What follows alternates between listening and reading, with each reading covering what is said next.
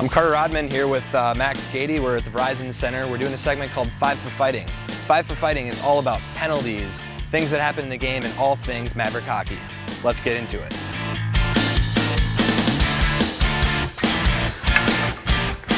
Checking has always been a part of hockey, but only recently has proper attention been paid to the dangers of checking from behind.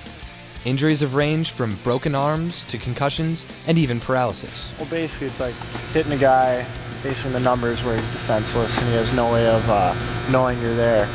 And most of the time it ends up with a head injury or a back injury because you don't know he's coming and you're going right.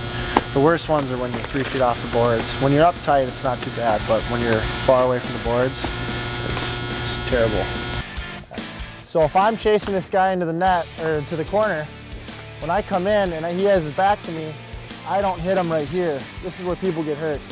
When you get older, I mean, a checking from behind is usually more or less a cheap. I mean, you know what you're doing when you're hitting them. I mean, most guys know how to control themselves.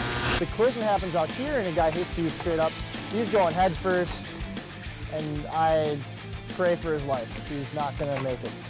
When a checking from behind occurs, the penalized player receives a game misconduct and a 5-minute major, which a teammate must serve. In severe cases, a player may be tagged with a match penalty and will miss the next game at the very least. Now that we understand the penalty, let's take a look at how you can keep yourself safe from a check from behind.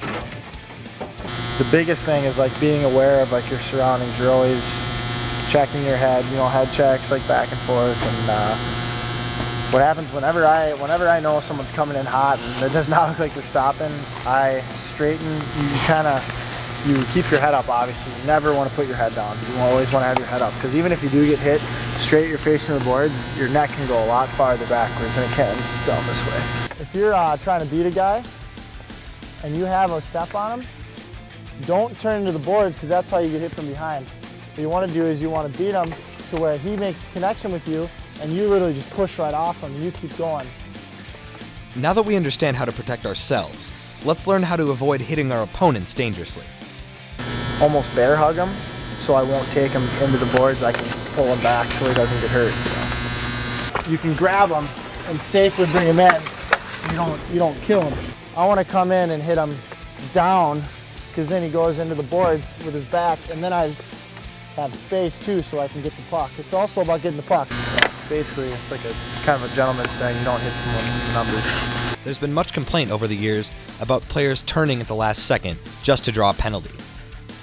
The fact remains that the fault lies completely in the person checking, not in the person who turns their back.